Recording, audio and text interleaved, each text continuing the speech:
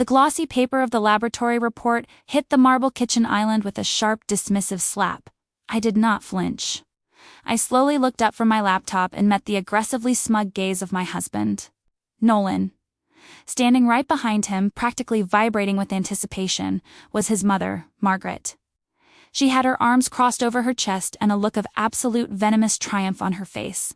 "I know exactly what you have been doing," Nolan said, his voice dripping with theatrical betrayal.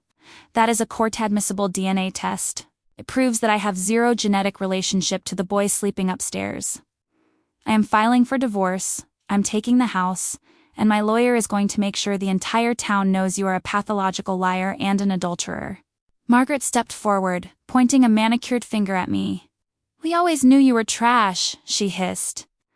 "Nolan deserves a faithful wife and a true bloodline, not some stray you tried to pass off as his. Pack your bags.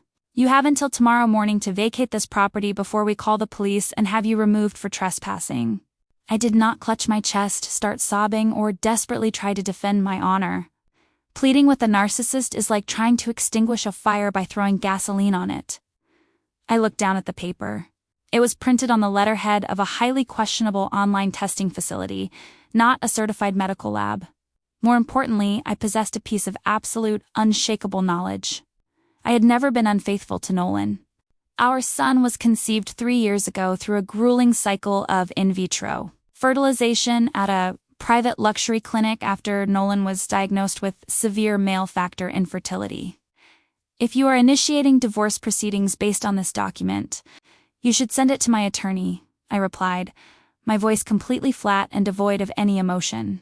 "I will not be vacating my home, and if either of you attempt to remove my belongings, I will have you arrested for domestic harassment. Now leave my kitchen." Nolan laughed, a harsh, cruel sound. "You are in denial. Enjoy the lawsuit." He turned on his heel and walked out the front door with his mother right behind him, clearly heading to a hotel to celebrate their brilliant victory. They thought they had dropped a nuclear bomb on my reality.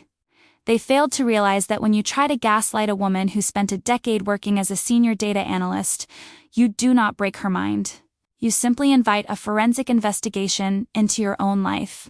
The moment their car pulled out of the driveway, I went upstairs and gently swabbed the inside of my sleeping son's cheek. I then retrieved a hairbrush Nolan had left in his bathroom and carefully extracted several follicles with intact roots. I drove 2 towns over and paid an exorbitant cash fee at a premier, federally accredited genetics laboratory to run an expedited, full-spectrum familial DNA sequence. I spent the next 3 days living in total silence, ignoring the barrage of threatening text messages from Nolan's lawyer, demanding I sign a ridiculously lopsided settlement agreement. On the morning of the 4th day, the secure email from the genetics lab arrived. I opened the encrypted PDF and stared at the results. My mind, which usually processes data with cold efficiency, briefly stopped working. The test confirmed that I was the biological mother, but the relationship between my son and Nolan was not 0%. It was exactly 25%. According to the genetic markers, Nolan was not my son's father. He was his uncle. I sat at my desk and let the sheer, horrifying magnitude of the betrayal wash over me. I had not slept with anyone else, let alone a member of Nolan's family. The only possible entry point for this genetic impossibility was the private fertility clinic we had used 3 years ago. I began to pull at the threads of Nolan's family history. Margaret had always paraded Nolan around as her perfect golden child. But I knew Nolan had an estranged older half-brother named Elias. Margaret despised Elias because he was the product of her ex-husband's first marriage. Elias had been effectively banished from the family over a decade ago. I hired a private investigator to find Elias. It took less than 48 hours. He was living quietly in a neighboring state, working as an architect. I drove 3 hours to meet him at a small diner. I did not mince words. I slid the certified genetic results across the table and asked him a single, terrifying question. Elias looked at the paperwork and the color completely drained from his face. He looked physically ill. He told me that 12 years ago, before undergoing aggressive radiation therapy for a medical condition, he had deposited and frozen multiple genetic samples at that exact same luxury fertility clinic to preserve his chances of having a family. He had paid the annual storage fees religiously, but he had never authorized the release of those samples. The pieces of the sickening puzzle snapped together with brutal clarity. Margaret was obsessed with lineage and bloodlines. When she discovered her golden boy Nolan was sterile, she could not handle the social embarrassment of using an anonymous donor. Instead, she and Nolan orchestrated a horrifying medical crime. They bribed or manipulated an unethical administrator at the clinic to secretly swap Nolan's dead samples with the viable, frozen samples belonging to his estranged half-brother. They used Elias to fertilize my eggs without my knowledge, without his consent, and in complete violation of federal medical laws. And now, 3 years later, Nolan had fabricated a fake paternity test to accuse me of cheating, entirely forgetting that modern commercial genetics could easily expose the true origin of the child. He thought he could use a cheap online swab to steal the house and ruin my life while keeping his monstrous secret buried. I did not call Nolan to scream at him. I did not confront Margaret. I returned home and instructed my divorce attorney to aggressively reject every single settlement offer. I told my lawyer I wanted a full public hearing in family court regarding custody and asset division. Nolan and his mother were thrilled. They assumed I was walking blindly into a slaughterhouse where they would humiliate me on the public record. The day of the hearing, the courtroom was suffocatingly tense. Nolan sat at the petitioner's table wearing a perfectly tailored suit, attempting to look like the tragic, betrayed husband. Margaret sat in the gallery, dabbing her dry eyes with a tissue, playing the role of the heartbroken grandmother. When the judge called the session to order, Nolan's attorney immediately stood up and submitted the cheap online DNA test. "Your Honor, my client is the victim of a severe marital fraud," Nolan's attorney stated loudly. The respondent engaged in a sustained extramarital affair and attempted to trap my client into raising a child that is not his. We are requesting immediate dissolution of the marriage, forfeiture of the marital estate to the petitioner, and a public declaration of non-paternity. The judge looked at the document and then looked at me over his glasses.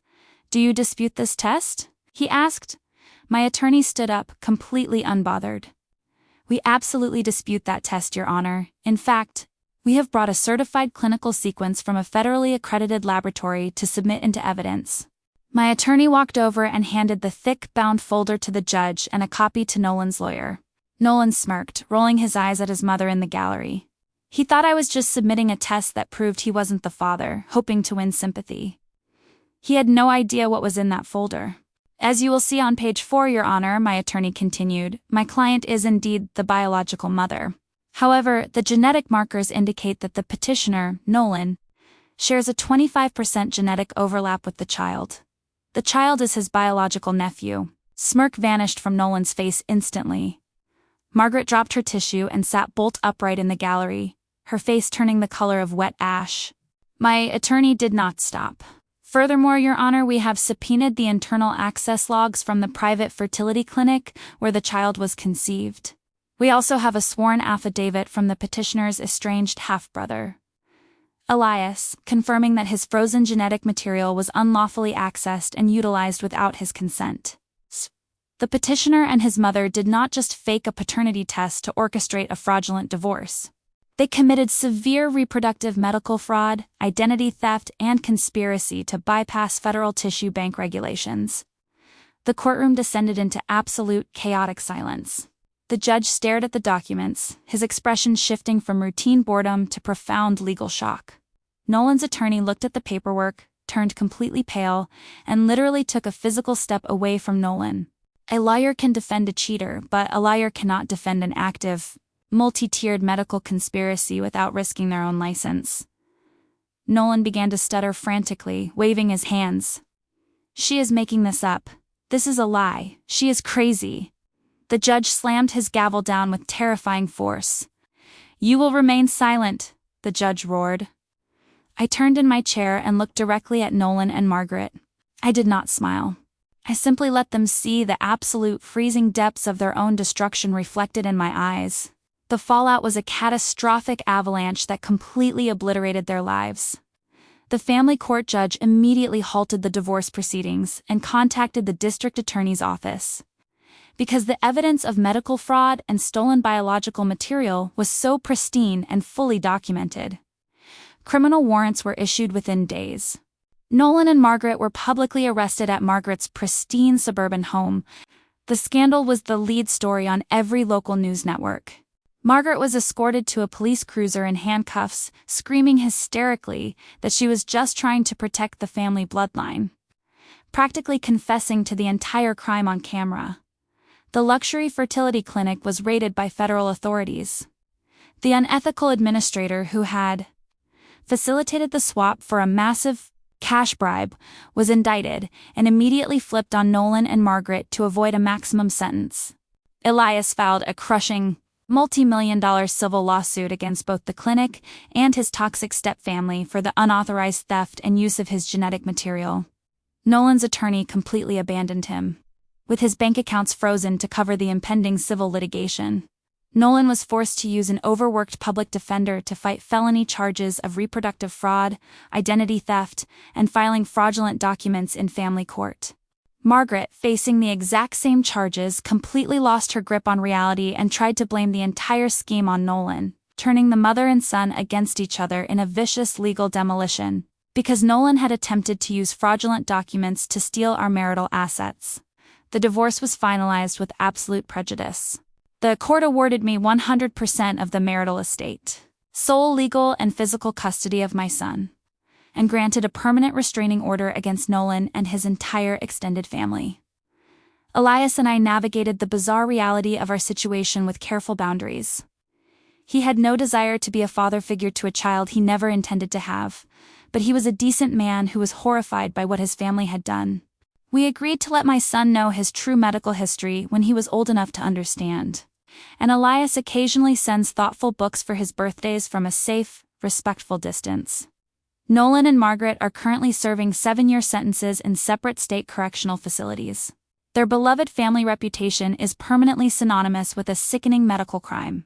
Nolan thought he could use a cheap lie to break me and steal my home. He failed to realize that when you dig a grave for a woman who values truth above all else, you better make sure you don't accidentally unearth your own deepest, darkest secrets while you are doing it.